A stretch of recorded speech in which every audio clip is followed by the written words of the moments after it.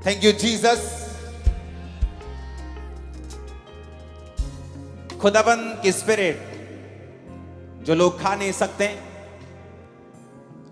खुदाबंद का आत्मा आपके डाइजेस्टिव सिस्टम को रिस्टोर कर रहा है। आज की मीटिंग के बाद जाएं और खाएं।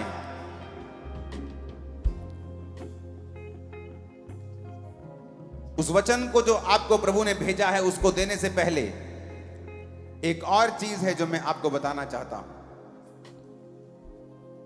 मत्ती 8 उसकी 16 आयत में लिखा है कि जब शाम हुई उसके पास बहुत से लोगों को वो लाए जिनमें दुष्ट आत्माएं थी, और उसने उन आत्माओं को अपने वचन से निकाल दिया और सब बीमारों को चंगा किया। And when the evening came, they brought unto him many that were possessed with devils, and he cast out the spirits with his word and healed all that were sick. चंगा का इस यूनानी भाषा में बाइबल ओरिजिनल लिखी गई थी, जिसमें जिस शब्द को प्रयोग किया गया है वो है थेरेपियो, ग्रीक भाषा का 2323वां शब्द। एंड ही थेरेपियो ऑल,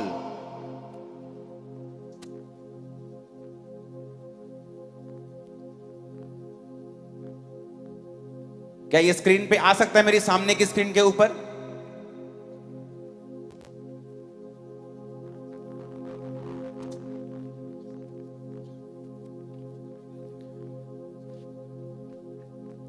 लिखा है 2323 में ही थेरेपियो ऑल।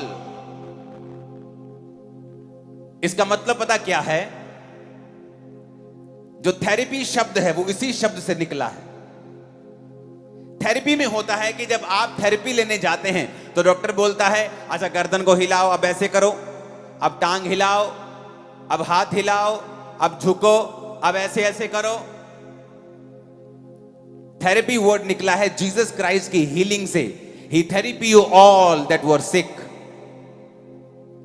जब आप थेरेपी लेने जाते हैं तो सिर्फ डॉक्टर का काम नहीं होता, थेरेपी लेने वाले का भी कुछ काम होता है। डॉक्टर बोलता है भैन जी आ वाली बांह ऐ करके हुन ऐनू करो, ते भैन जी कर दी ते फिर कहंदी आराम है मैनू, 3 दिन च कहंदी मैनू आराम है। क्यों? थेरेपी लई उन्हें। Jesus therapy you all that were sick, Jesus ने हील किया उनको जो बीमार थे। थेरेपी शब्द इसी शब्द से निकला है, क्योंकि यूनानी भाषा का जो ओरिजिनल बाइबल छपी है जिसमें यूनानी भाषा में, उसी भाषा से दुनिया की बहुत से वर्ड्स लिए गए हैं।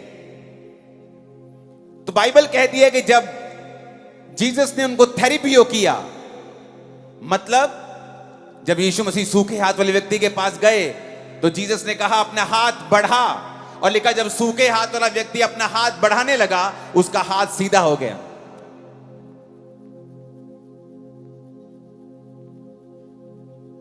इसका मतलब सिर्फ जीसस ने सब कुछ नहीं किया, उसका भी एक काम था कि जो कुछ जीसस क्राइस्ट कह रहे हैं मैं उसको फॉलो करूं। और जैसे ही उसने अपना सूखा हाथ बढ़ाया, बाइबल कहती है उसका हाथ सीधा हो गया, उसका हाथ भर गया और हील हो गया।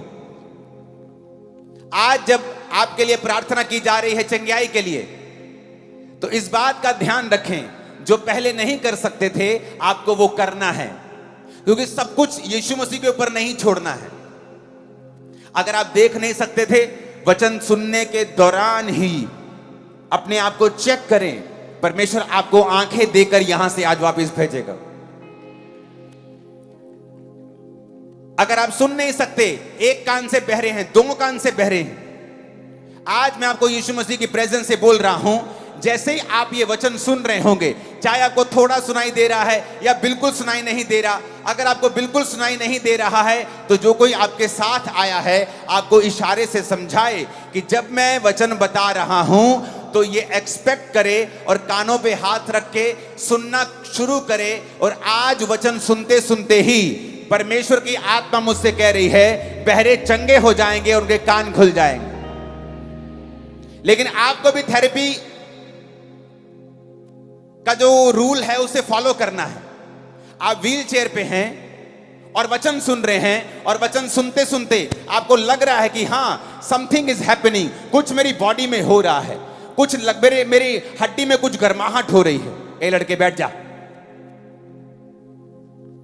मेरी मेरी मेरी टांग में कुछ गर्माहट हो रही है, मेरे लीवर में कुछ, पेट में मुझे कुछ गर्म लग रहा है। आप कुछ खा नहीं सकते हो बहुत दिनों से। इस मीटिंग के खत्म होने के बाद वो खाएं जो नहीं खा सकते थे। इस मीटिंग के सुनते सुनते अगर आप नहीं देख सकते तो देखना शुरू करें, आपकी आंखें साफ होनी शुरू हो जाएंगी। आप बहरे हैं एक कान से, ये एक लड़का है और एक लड़की है, और एक व्यक्ति है दोनों कानों से बहरा है। जब आप वचन सुन रहे हैं, आप दोनों कानों से बहरे, वो भी हील हो रहा है। जो एक एक कान के बहरे हैं वो भी हील हो रहे हैं, और परमेश्वर आपके कानों को ओपन कर रहा है वचन को सुनते सुनते ही। आप व्हील चेयर पे हैं, शिकंजों के सहारे हैं, छड़ियों के सहारे हैं, क्योंकि जीसस क्राइस्ट की प्रेजेंस यहां पे मौजूद है। मैं भी आपकी तरह उसका एक बिलीवर हूं, उसका एक विश्वासी हूं। मेरे पास आपके जैसे दो हाथ एक मुंह है, मैं भी आपकी तरह एक मनुष्य हूं। लेकिन परमेश्वर का आत्मा जो यहां मौजूद है आपको चंगा करने के लिए, वो आपके बीच में खड़ा है, वहां जहां आप हैं। अगर आप विश्वास को बढ़ाएं और जीसस की बात को फॉलो करें। उस सूखे हाथ वाले व्यक्ति ने नहीं कहा, प्रभु यीशु मसीह तेरे पास पावर है, तू आके मेरा हाथ पकड़ देना तो कर देना सीधा, मुझे क्यों कह रहा है तू। लेकिन बाइबल कहती है उसने जीसस क्राइस्ट की बातों को फॉलो किया। So follow this commands. जब मैं आपको बोल रहा हूं जो आप नहीं कर सकते इस मीटिंग में आने से पहले, उसे अभी करना शुरू करेंगे। आप जब उठेंगे आपके टखनों में बल आ चुका होगा। आप उठेंगे, आप छड़ी के बिना, व्हील चेयर के बिना, शिकंजों के बिना चल रहे होंगे। उस हेयरिंग एड के बिना आप सुन रहे होंगे, ऐनक के बिना आप देख रहे होंगे। आपका धुंधलापन ज्यादा होगा। बीती बात होगी। आमीन। ऊंचाई आशीष हमारी है चर्च। जब इस वचन को आप सुन रहे होंगे, आपके गर्भ को परमेश्वर क्लीन कर रहा है। मैं ये बड़े आराम से सुन पा रहा हूं अपने आत्मिक कानों से। वो आपके यूट्रस को क्लीन कर रहा है, वो आपकी बॉडी को क्लीन कर रहा है। आप जो वचन सुन रहे हैं, परमेश्वर का आत्मा आपको छू रहा है, क्योंकि उसकी वो प्रेजेंस जो 2000 साल पहले लोगों को चंगा करती थी, वो आज भी हमारे बीच में मौजूद है। आपके गले के ट्यूमर्स गायब हो रहे हैं, आपके पेट के ट्यूमर्स गायब हो रहे हैं, आपके ब्रेस्ट के, चेस्ट के, नाक के रसौलियां गायब हो रही हैं। इस वचन को सुनते सुनते ही आप हील होंगे। जैसे हम वचन को पूरा कर चुकेंगे, आप गवाही देने के लिए यहां पे होंगे, क्योंकि परमेश्वर का आत्मा आपको छू रहा है राइट नाउ। एक महान काम करने के लिए परमेश्वर ने हमें बुलाया है, ग्रेट वर्क के लिए बुलाया है। आप में से बहुत से लोग सोच रहे होंगे कि पास्टर जी आपको बुलाया है, हमें नहीं, क्योंकि मैं तो एक छोटी सी जॉब करता हूं, मैं तो किसी के घर में काम करती हूं। आपको बुलाया होगा, मुझे नहीं। ग्रेट लाइफ आपकी है। लेकिन एक गुड न्यूज मैं आपको देना चाहता हूं। अगर इस गुड न्यूज को आप फॉलो कर लें तो परमेश्वर किसी का भी पक्षपात नहीं करता है। एक घर में एक भाई बहुत अमीर हो जाता है, स्टार बन जाता है, और दूसरा भाई ऑर्डिनरी जीवन जीता है। उसके बाप को जाकर पूछो कि क्या आप ये चाहते हैं कि आपका एक बच्चा बहुत ही कामयाब हो और दूसरा बच्चा संघर्ष करे? वो कहेगा नहीं, मैं नहीं चाहता हूं। उसी तरह परमेश्वर भी नहीं चाहता है कि उसका एक विश्वासी संघर्ष करे और दूसरा विश्वासी बड़ा कामयाब हो। आज हम सब विश्वासी हैं, एक्चुअल में हम सभी विश्वासी हैं। मैं भी एक विश्वासी हूं, आप भी एक विश्वासी हैं। हमारी सबकी बुलाहट अलग है। मेरी प्रेरिताई की बुलाहट है, आपकी बुलाहट अलग है, पास्टरल बुलाहट अलग है, प्रोफेटिक बुलाहट अलग है। हर एक की बुलाहट अलग है, लेकिन एक्चुअल में हम सभी विश्वासी हैं और परमेश्वर के दास हैं। तो परमेश्वर ने आपको भी वैसे ही बुलाया है जैसा उसने उसको बुलाया है जो कामयाब हो चुका है।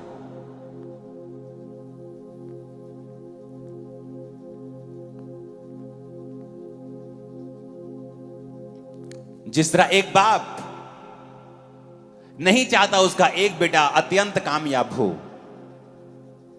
और दूसरा बेटा कम कामयाब हो, वो नहीं चाहता है। परमेश्वर भी नहीं चाहता है कि उसका एक विश्वासी संघर्ष करे और दूसरा विश्वासी कामयाब हो। एक तो हर जाके हर महीने नई गवाही दे और दूसरा एक छोटी सी गवाही के लिए इंतजार करे। उत्पत्ति 12 उसकी एक आयत में लिखा है, यहोवा ने अब्राम से कहा, अपने देश, अपने कुटुंबियों, अपने पिता के घर को छोड़कर उस देश में चला जा जो मैं तुझे दिखाऊंगा। मैं तुझसे एक बड़ी जाति बनाऊंगा, मैं तुझे आशीष दूंगा, तेरा नाम महान करूंगा, तू आशीष का मूल होगा। जो तुझे आशीर्वाद दें उन्हें मैं आशीष दूंगा, जो तुझे कोसें मैं उन्हें श्राप दूंगा। भूमंडल के सारे कुल तेरे द्वारा आशीष पाएंगे। जब अब्राहम को यह बुलाहट मिली वो 75 साल का था। जब परमेश्वर ने आदम को बनाया था तो उसकी उम्र पता नहीं कितने हजार साल थी, पर वो पाप कर बैठा और उसकी उम्र को परमेश्वर ने थोड़ा कर दिया और वो 1000 साल से कम जिया। कोई 930 साल, कोई 969 साल, सबसे ज्यादा जीने वाला मतुशले हनोक अगर आप देखेंगे तो कोई 950 साल, कोई 930 साल। लेकिन बाइबल कहती इंसान पाप करता गया और परमेश्वर उनकी उम्र को कम करता गया। फिर परमेश्वर ने नूह के समय में कहा अब इसकी उम्र मैं कम कर दूंगा और 120 वर्ष की कर दूंगा। और फिर धीरे धीरे इंसान की उम्र कम होने लगी। फिर वो 700 साल जीने लगा, फिर 600 साल जीने लगा, फिर 500, फिर 400। अब्राहम 200 साल के कम जिया क्योंकि उस समय उम्र कम होती रही थी। उस समय 75 साल भी बहुत बड़ी उम्र होती थी कि जब 75 साल का आदमी होता था तो वो एक तरह का बुढ़ापे में प्रवेश कर रहा होता था। एक बूढ़ा आदमी जो 75 साल का है और उसकी पत्नी जो बांझ है, और अब्राहम उस देश से आता था जहां के लोग पैरों की लकीरों को देखकर भविष्य बताते थे और अलग अलग तरह की मूर्तियों से वो वार्तालाप करते थे, उनको पूजा करते थे। और परमेश्वर ने कहा अब्राम अपने देश, कुटुंबी, अपने पिता के घर को छोड़ के आजा, मैं तुझसे एक बड़ी जाति बनाऊंगा। एक नॉन बिलीवर बैकग्राउंड का देश जिसमें वो रहता है, और परमेश्वर अपने जन को कह रहा है अब्राम मेरे पीछे आजा, मैं तुझसे एक बड़ी जाति बनाऊंगा। What a joke. जिसके घर में एक बच्चा नहीं हुआ, 75 साल हो गए उसके उम्र को, और परमेश्वर कह रहा है, और क्या कह रहा है, अपना देश भी छोड़, अपना कुटुंब छोड़, अपने परिवार का, पिता का घर छोड़ और मेरे पीछे आ जा।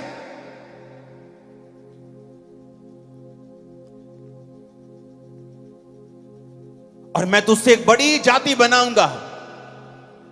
किस व्यक्ति को बोल रहा है? जिसकी पत्नी ने कभी प्रेगनेंसी का एक दिन भी नहीं देखा। एक अन्य जाति देश में रहने वाला व्यक्ति, जहां के लोग बड़े बुद्धिमान अपने आप को समझते हैं और हर चीज का हल लकीरों से करने की कोशिश करते हैं, और परमेश्वर की बुलाहट उसको होती है कि तू अपने देश, कुटुंब और अपने पिता के घर को छोड़ के उस देश में जा जो मैं तुझे दिखाऊंगा। मैं तुझसे एक बड़ी जाति बनाऊंगा, तुझे आशीष दूंगा, तेरा नाम महान करूंगा, तू आशीष का मूल होगा। और वचन कहता है अब्राम निकल पड़ा। जब परमेश्वर ने कहा चला जा, परमेश्वर आपको बोल दे पंजाब को छोड़ दे, इंडिया को छोड़ दे या अपने मोहल्ले को छोड़ दे, लेकिन कहां जाऊं? अब ये आवाज नहीं आई कि आप ग्रेट होना चाहते हैं, क्योंकि परमेश्वर के वचन के मुताबिक अब्राहम के वंश से प्रभु यीशु मसीह पैदा हुए हैं। और जो कोई आज प्रभु यीशु मसीह को कबूल करता है कि यीशु मसीह धर्म जात को बदलने के लिए नहीं आए, वो यीशु मसीह इतना छोटा नहीं है, वो यीशु मसीह इतना छोटा नहीं है कि इंसानों को धर्म में लड़ाए, वो इतना छोटा नहीं है। वो नया धर्म बनाने के लिए नहीं आया। उसने कहा मैं तुझे बुलाहट देता हूं। अगर यीशु मसीह को आप कबूल करते हैं अपना उद्धार करता, अपने पापों को मानकर यीशु मसीह को अपनाते हैं, तो टेक्निकली आप अब्राहम के वंश से हो जाते हैं। और वही आशीष जो परमेश्वर ने अब्राहम को कही थी कि मैं तुझसे एक बड़ी जाति बनाऊंगा, मैं तेरा नाम महान करूंगा, तू ग्रेट होगा, तू आशीष का मूल होगा, राजा तेरे पास आया करेंगे।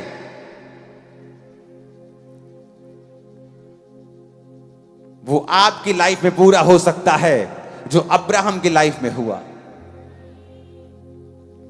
हो सकता है आज अब्राहम की तरह आप भी किसी कमी में हो और आपकी उम्र बहुत बड़ी हो गई हो और कोई आशीष ना हो।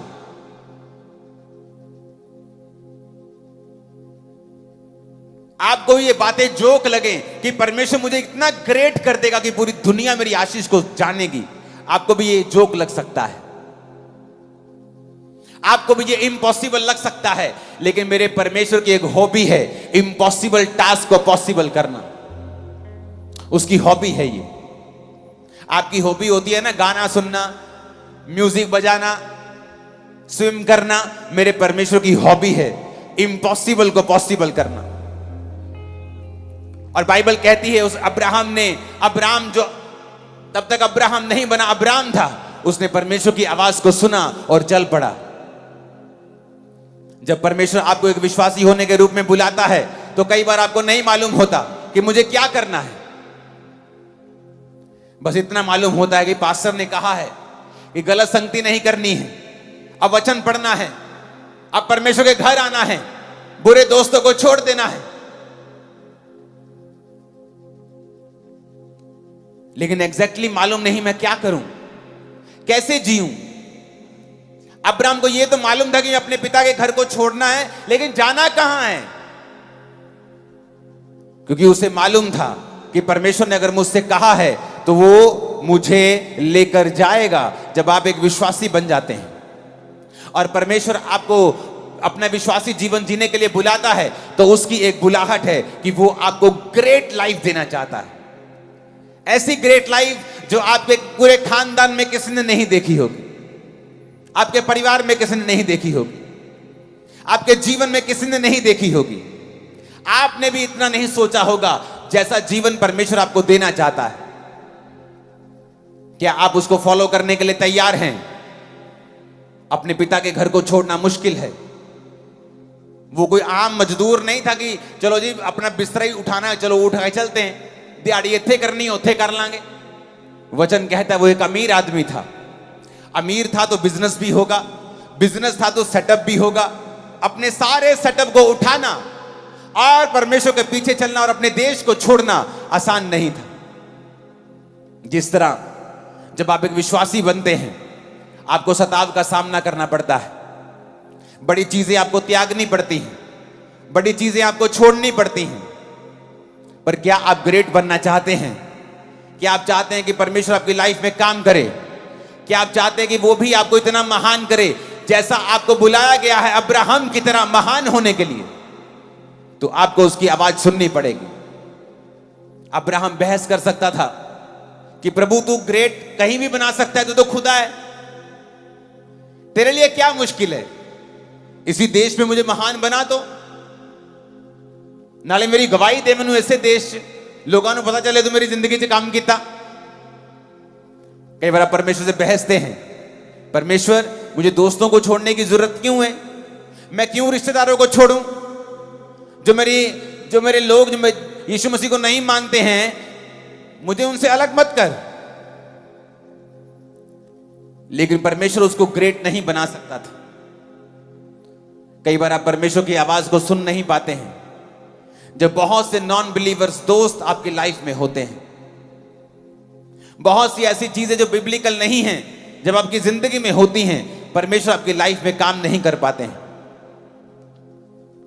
जब कुम्हार घड़ा बनाता है तो वो मिट्टी से, उस मिट्टी को जो ग्राउंड में थी वो भी ग्राउंड की मिट्टी, पर अगर उसे घड़ा बनाना है, अलग बनाना है, तो उसे ग्राउंड से अलग करना पड़ता है।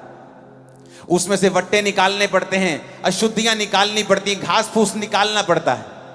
जैसे जब परमेश्वर आपको दुनिया से अलग कर लेता है, फिर वो आपके अंदर से कमियां निकालता है।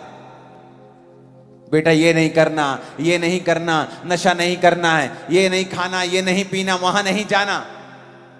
फिर वो आपको बैप्टाइज करता है, जिस तरह कुम्हार उस पानी के साथ मिट्टी को बैप्टाइज करता है, उसे बपतिस्मा देता है। फिर वो मिट्टी को गीला करके उसे मशीन पे रखता है और ठोकर मारता है बाहर से और अंदर से सहारा देता है। उसी तरह परमेश्वर आपकी लाइफ में करता है। एक तरफ से आपको परीक्षाएं देता है ताकि आपकी शेप आ सके, और दूसरी तरफ से आपको अंदर से सहारा दे के रखता है। कोई परीक्षा ऐसी नहीं होगी जो सहने से बाहर होगी।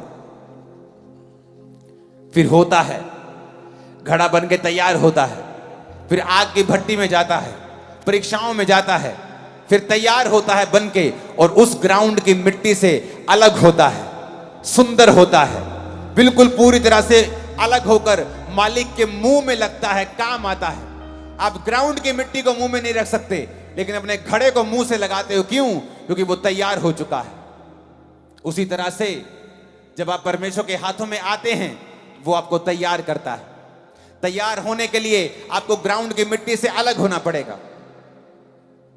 आपको दुनियावी उन चीजों से अलग होना पड़ेगा जो वचन में लिखी हैं कि हमें उनके साथ कोई मैच नहीं है। आप उन लोगों की संगति करके जो नशे में रहते हैं, आप परमेश्वर की योजना को पूरा नहीं कर सकते। जो हर वक्त लड़कियां छेड़ने के लिए नुक्करों में खड़े रहते हैं, आप उनके साथ बैठकर परमेश्वर की योजना की हिस्सा नहीं बन सकते, आप महान नहीं बन सकते। परमेश्वर कहता मैं तुझे महान करूंगा, अलग हो जा, आशीष का तो मूल होगा। आप नहीं जानते परमेश्वर ने आपको कितनी बड़ी बुलाहट के लिए बुलाया है, कितने बड़े तरीके के साथ वो आपको महान बनाना चाहता है, कैसी जिंदगी वो आपको देना चाहता है फ्यूचर में, आप सोच भी नहीं सकते। लेकिन आपको उसे फॉलो करना पड़ेगा, आपको पूरे मन से उसको फॉलो करना पड़ेगा, अपना सब कुछ छोड़ के उसके पीछे चलना पड़ेगा। आपको आत्मा की बातों की ओर ध्यान देना पड़ेगा। जो संसार कहता है, शैतान कहता है, विरोधी कहते हैं, अपना मन उनसे अलग करना पड़ेगा।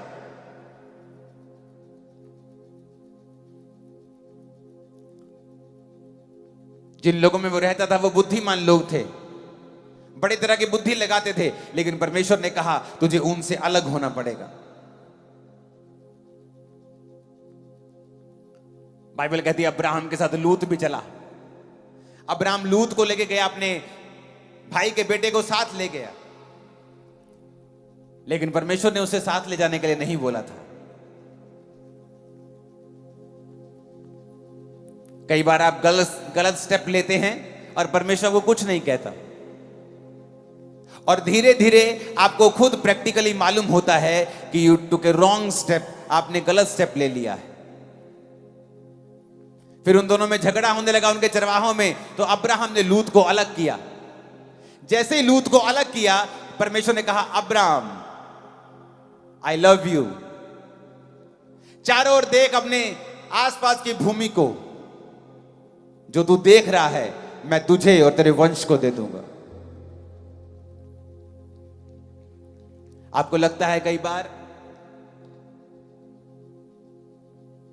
हो सकता है परमेश्वर ने आपको बुलाया हो महान बुलाहट में और आप समझ रहे हो, पर आपकी सगी बहन जो आपके साथ बैठी है वो ना समझ रही हो, आपका सगा भाई नहीं समझ रहा, आपका बाप नहीं समझ रहा कई बार, और आप सोचते हैं मुझे इसको भी साथ लेके चलना है, और नहीं हो पाएगा।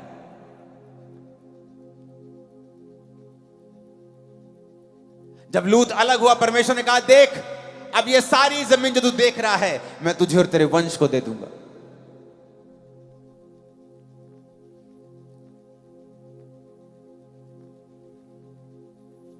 परदेशी होके रहा, एक महान बिजनेसमैन, वेल ब्लेस्ड बिजनेसमैन, एक देश में परदेशी होके रह रहा है क्योंकि खुदा ने उसे कुछ कहा है। जब आप क्रिश्चियन बन जाते हैं तो लोग बोलते हैं आप बेवकूफ हैं, आपने धर्म त्याग दिया, आप मेंटल हैं, तू बेवकूफी कर रहा है, तो समाज तेरे को छोड़ देगा, रिश्तेदार छोड़ देंगे, तेरा पॉलिटिकल कैरियर खत्म हो जाएगा, तेरा बिजनेस खत्म हो जाएगा।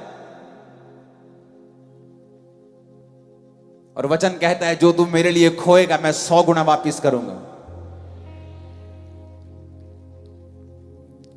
जिस दिन मैं परमेश्वर में आया, मेरी रोज की इनकम 1 लाख रुपया होगी। रोज की इनकम, सेल नहीं, मेरे बिजनेस की इनकम।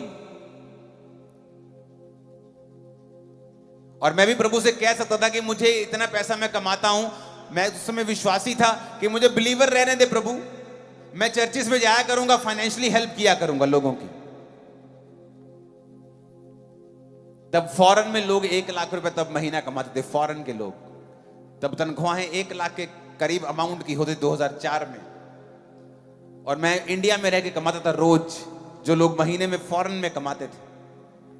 लेकिन जब परमेश्वर ने कहा मेरा पीछा कर और मेरी सेवा कर, मैं तुझे महान करूंगा, मैंने उस चीज को त्यागा और परमेश्वर ने लाखों गुना करके मुझे वापस किया है।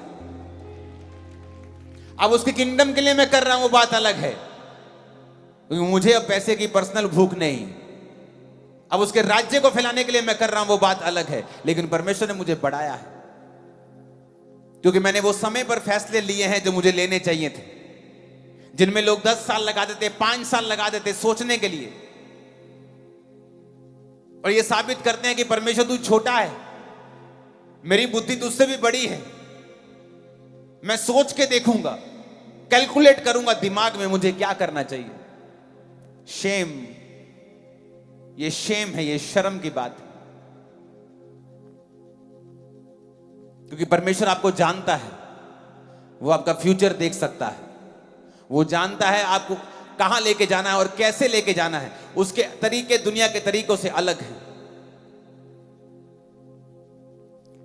जब आप जीसस क्राइस्ट को फॉलो करें, पूरे मन से उसको फॉलो करें, पूरी तरह से पवित्रताई में उसको फॉलो करें, सब चीजों को त्याग कर जो खुदा से दूर रखती हैं, बल्कि वो सोचों को भी करप्ट करती हैं, जो प्रभु से दूर करने वाली सोचें आपके अंदर डलती हैं, ऐसे दोस्तों से भी अलग रहें। अगर कोई रिश्तेदार जिसके पास आप बैठते हैं और 15 मिनट बैठने के बाद आपका विश्वास कमजोर होता है परमेश्वर में, क्योंकि वो कुछ आपको सलाहें देना चाहता है, तो उससे अलग हो जाएं। क्योंकि वचन कहता है कि वो ग्रेटनेस का रास्ता जिसमें आप बुलाए गए हैं, आपको परमेश्वर ने आवाज नहीं लगानी है। अब्राहम को जब वो आवाज लगा रहा था, वो तुझे आवाज लगा रहा था, और तुझे लगा रहा था, और तुझे लगा रहा था, और मुझे लगा रहा था। कहता भूमंडल के सारे कुल, भूमंडल के सारे कुल, वो कनाडा में हो, यूएसए में हो, पाकिस्तान, इंडिया, सब कहता भूमंडल के सारे कुल तेरे द्वारा आशीष पाएंगे। वो तुझे बुलाहट दे रहा था। आज जब आप जीसस क्राइस्ट को फॉलो करते हैं, उसने आपको अब्राहम की तरह ग्रेट लाइफ के लिए बुलाया है, इमेजिन से परे जिंदगी जीने के लिए बुलाया है। जब आप उसको फॉलो करने लगते हैं, आप उसमें सिद्ध होने लगते हैं। अब्राहम जब 99 साल का हो गया, उससे पहले उसके जीवन में बहुत सी कमियां थी। बाइबल कहती है उसके देश में जब अकाल पड़ा, वो मिस्र में गया और उसने अपनी पत्नी को बोला, ये मिस्री लोग मुझे मार के तुझे अपनी पत्नी बना लेंगे, तू झूठ बोल देना वहां पे तो तू मेरी पत्नी नहीं है। वहां पे उसको नुकसान उठाना पड़ा, अब्राहम को शर्मिंदा होना पड़ा मिस्र के राजा के सामने और उसकी पब्लिक के सामने, क्योंकि उसके राजा ने उसको बुलाकर कहा कि तूने हमसे झूठ क्यों बोला। एक खुदा का दास, खुदा का मैन ऑफ गॉड, उसको शर्मिंदा होना पड़ा क्योंकि उसने झूठ बोला। यह साबित करता है कि जो खुदा के दास हैं, जो खुदा के चुने हुए हैं, वो कोई आसमान से नहीं आए हैं, वो भी आप ही की तरह, मेरी तरह इसी धरती के ऊपर इन्हीं शरीर और इन्हीं इमोशंस के साथ उन्होंने परमेश्वर में वॉक की है, चले हैं। मिस्टेक की उसने, और उसको बाद में उस मिस्टेक के लिए शर्मिंदगी सहनी पड़ी। कई बार आप परमेश्वर में चलते जाते हैं और सडनली आप डर जाते हैं, सडनली फियर आ जाता है मन में, आप नॉन बिब्लिकल चीजें करने लगते हैं, आप बड़ी उन चीजों के सामने झुकने लगते हैं जिनके सामने आपको झुकना नहीं है। वो चीजें करने लगते हैं जिनको आपको करना नहीं है, क्योंकि आपके मन में डर आ जाता है और उसके बाद फिर शर्मिंदगी आती है। फिर परमेश्वर कहता है तूने मेरे वचन के ऊपर भरोसा क्यों नहीं किया? मैंने तुझे ग्रेट होने के लिए बुलाया है, महान होने के लिए बुलाया है। इन लोगों की शक्ल को देखे मत डर, मेरी बुलाहट की ओर ध्यान दे, मेरी तरफ देखता जा, बस अपनी कमियों को दूर करता जा। परमेश्वर ने कहा मैं तेरा निज वारिस जो होगा, तेरा निज पुत्र जो होगा, उसको ब्लेस करूंगा, लेकिन मेरी उपस्थिति में चलता जा और सिद्ध होता जा। बुलाहट के 24 साल पूरे होने के बाद परमेश्वर अब्राहम को फिर दर्शन देते और बोलते हैं अब्राहम मेरे बेटे आई लव यू। हर बार परमेश्वर कहता है आई लव यू, लेकिन बंदा कहता है परमेश्वर लव यू तो ठीक है, लेकिन मेरी जिंदगी कब चेंज होगी? पास्टर भी बोलता है गॉड लव्स यू, तू भी कहता है आई लव यू, लेकिन लाइफ बदलेगी कब ये बता। परमेश्वर ने कहा अब्राहम अब तेरा नाम अब्राहम होगा, तो बहुत सी जातियों का पिता होगा। तेरी वाइफ का नाम सारे नहीं सारा होगा, क्योंकि वो बहुत अनेकों राजकुमारों की माता होगी। अब्राहम बोलता था परमेश्वर बस कर, अब बस कर, कितना बोलेगा तू, अब कितना वचन देगा मेरे को? कुछ किया तो है नहीं, बातें होती जा रही। लेकिन बाइबल कहती है अब्राहम ने विश्वास किया कि हां मुझ में कमियां हैं, मुझे तेरी उपस्थिति में चलना है और सिद्ध होना है। और वचन कहता है फिर परमेश्वर ने सारा को प्रेग्नेंट किया जब उसका मासिक धर्म बंद हो चुका था, जब अब्राहम बूढ़ा हो चुका था, उसे एक पुत्र दिया, उसका नाम इसहाक रखा गया, जो आज विश्वासियों का पिता कहलाता है। अब्राहम इसहाक और याकूब के परमेश्वर पर बात करते हैं, मांगते हैं। उसने वो किया जो उसने कहा था। आप परमेश्वर में कई बार चलते हैं, आप डर जाते हैं। अब्राहम डर गया और मिस्र में जाके बोला अपनी पत्नी से यहां पर मत बोलना तू मेरी पत्नी है। परमेश्वर ने कहा तू क्यों डरा, क्यों फियर किया तूने? फाइनेंस का फियर, रिश्तेदारों का फियर, शैतान का डर, बीमारी का डर, क्यों डरा तू? क्या तू नहीं जानता तू महान बुलाहट से बुलाया गया है, बुलाई गई है? क्या तू नहीं जानता तू अब्राहम के वंश का है? क्या तू नहीं जानता वो सेम बुलाहट तेरे सिर के ऊपर है? क्यों डरा तू? सिद्ध होता जा, मेरी उपस्थिति में चल, रोज मेरे साथ बैठ, मेरे साथ समय बिता, मैं तेरे अंदर से ग्रेट लाइफ को निकाल के रख दूंगा, तेरे अंदर से वो निकलेगी। क्या किया मैंने अपनी लाइफ में? मैं कंप्यूटर इंजीनियर था। इंजीनियरिंग करने के बाद मैं इतना डिप्रेशन में चला गया कि मैं भांग की टिक्कियां खाकर अपने डिप्रेशन को दूर करने की कोशिश करता था। शराब पी के, महंगी से महंगी बियर पी के, सिगरेट्स पी के, नशे करके, मेडिकल नशा करके, खांसी की दवाइयां आती वो पीने से नशे होते, वो पी, कैप्सूल्स खाए, सब नशे किए डिप्रेशन से फ्री होने के लिए। मेंटली पागल हो गया। जिस दिन परमेश्वर में आया उस दिन मैं पूरी तरह से डिस्टर्ब हो चुका था। लोगों की ओर फेस करके मैं ताली तक नहीं बजा पाता था चर्च में। ऐसा क्या हो गया मेरी लाइफ में बदलाव जो मैं अब लाखों को प्रीच कर रहा हूं? क्योंकि मुझे परमेश्वर की आत्मा ने सिखाया मेरी उपस्थिति में चलता जा और सिद्ध होता जा। रोज खुदावंद के साथ बैठता हूं मैं, आज भी, तब भी, रोज, एवरी डे उसकी प्रेजेंस में बैठना नहीं भूलता हूं। आप लोग भूल जाते होंगे और आप नहीं समझ सकते कि परमेश्वर को जो आपकी ग्रेट लाइफ निकालनी है वो आपके अंदर से निकालनी है, बाहर से कुछ नहीं आना। अगर मुझे संतरे का पेड़ चाहिए तो मुझे संतरे का बीज लगाना पड़ेगा और उस बीज के अंदर से संतरा निकलेगा। बाहर से संतरे का पेड़ नहीं आएगा बना बनाया और वो बीज फल देगा, ऐसा नहीं है। मुझे संतरे का बीज संतरा देगा, आम का बीज आम देगा। तो परमेश्वर को आपकी लाइफ के अंदर से कुछ ब्लेसिंग को निकालने के लिए बाहर से नहीं पैदा करना है, उसको आपके अंदर से पैदा करना है। जब आदम को परमेश्वर ने बुलाया और आदम ने सब जानवरों के नाम रखे तो परमेश्वर ने कहा यार मुझे कोई भी तेरे साथ मैच नहीं कर रहा। हाथी तुझसे ज्यादा बड़ा है, शेर थोड़ा सा अग्रेसिव है, तेरे साथ जचेगा नहीं। यार कोई मैच नहीं कर रहा। बाइबल कहती परमेश्वर ने आदम को गहरी नींद में सुलाकर उसी के अंदर से औरत को निकाला, उसकी पसली को निकालकर मांस भर दिया। इसका मतलब आपकी लाइफ में जो कुछ भी आपको चाहिए था ऑलरेडी वॉज इनसाइड यू, आपके अंदर था वो। आप परमेश्वर को आपके अंदर से ही हीलिंग निकालनी है, झरने आपके अंदर से जीवन जल के निकालने हैं, लेकिन वो आप उसको समय देंगे तो ना।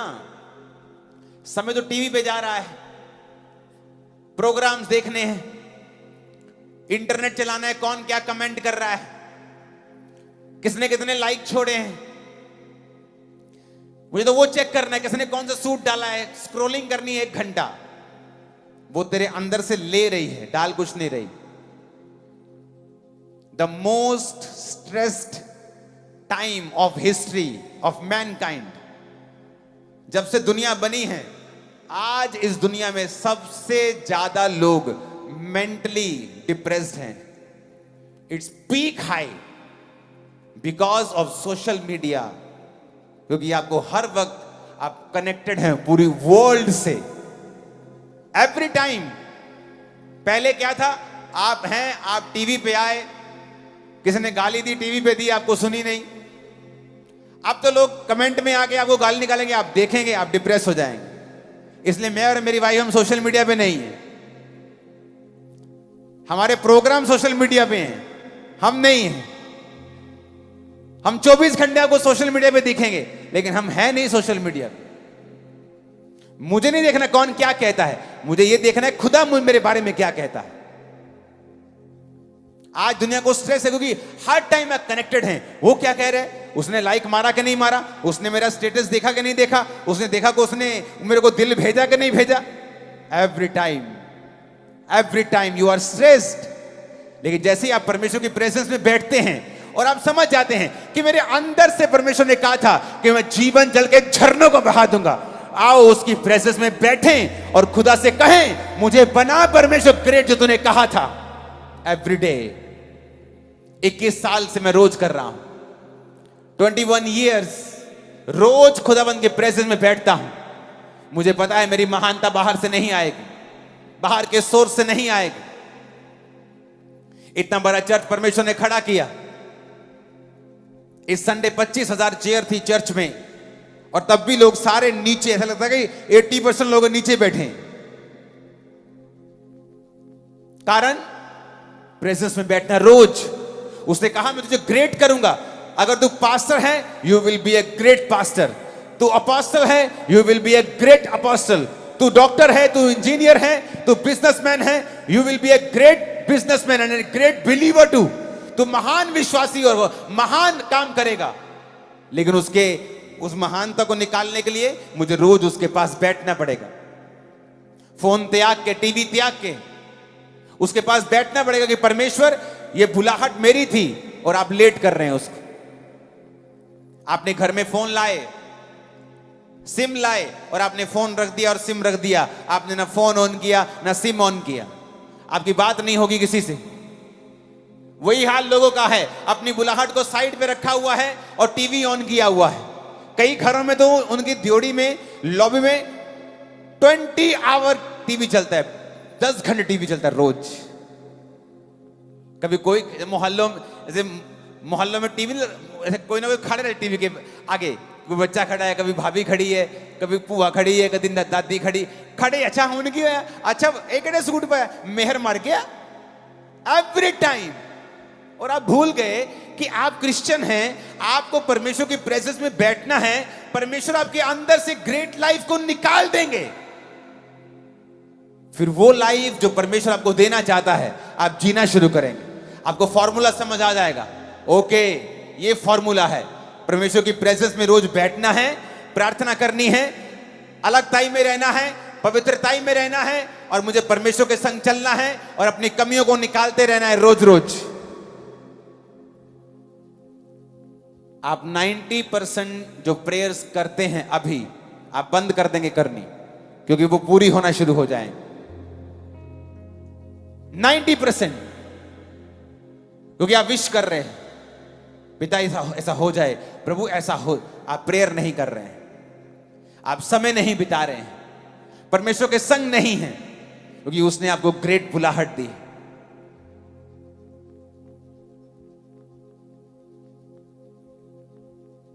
आपको डरना नहीं है। अब्राहम डरा और शर्मिंदा हुआ। आपको पेशेंस भी रखना है कि 24 साल बाद भी परमेश्वर कह रहा है बेटे सिद्ध हो जा। ठीक है प्रभु। और वचन कहता है कि 24 साल बाद उसे यकीन हो गया था कि अब मेरा बेटा नहीं होगा, तब भी वो खुदा के साथ वफादार था।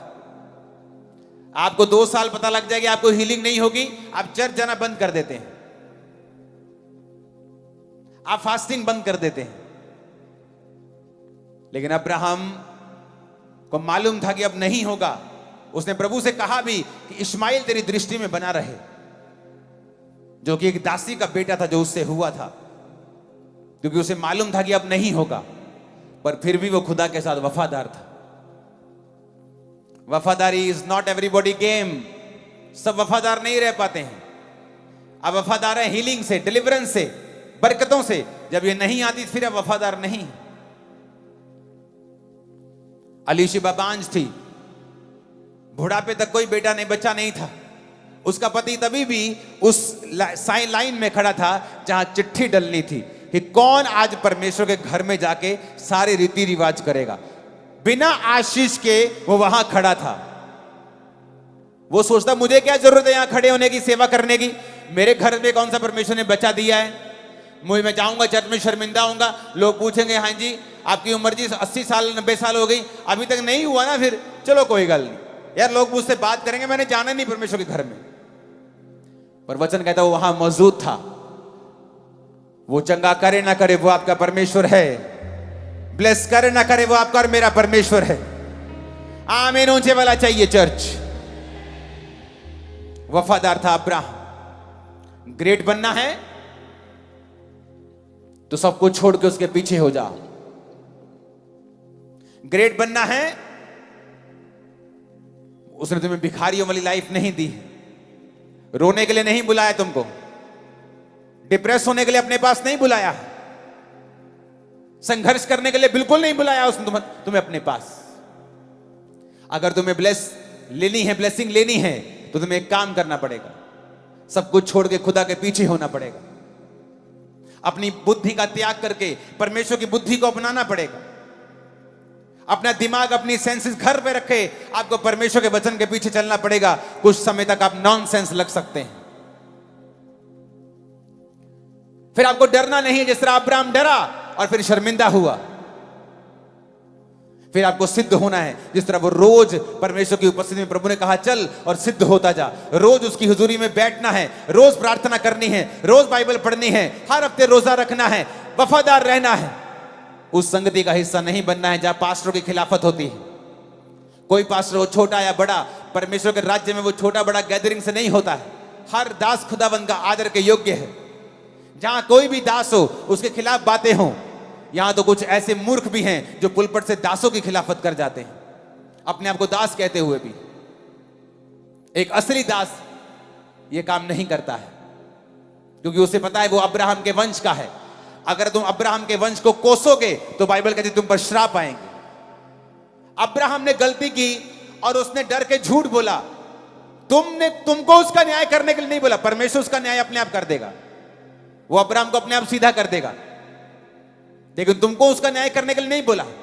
मूसा ने गलती की, वचन कहता है, और मरियम और हारून को परमेश्वर ने कोड़ी कर दिया। उसने कहा उसने गलती की, मैं सीधा करूंगा, तुम्हारा काम नहीं बोलने का। जबकि वो भी प्रॉफिट्स थे, वो भी नबिया थी, हारून एक नबी था।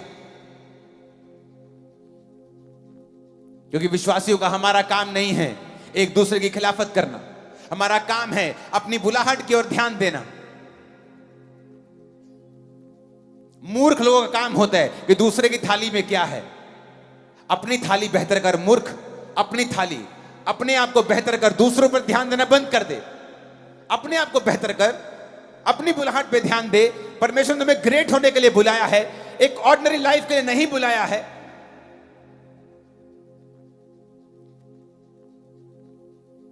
जब आप ऐसी बातों को करना शुरू कर देंगे, आप नोटिस करेंगे आपकी लाइफ में चेंज आना शुरू हो चुका है। नोटिसेबल चेंज, नोटिस होगा चेंज।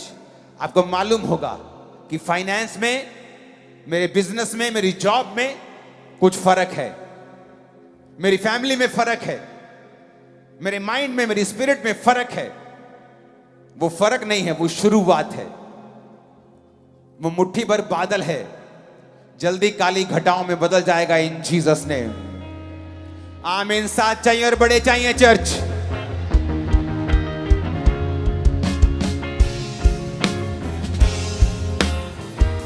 ऊंची आवाज में आमीन चाहिए, ऊंची ऊंची ऊंची।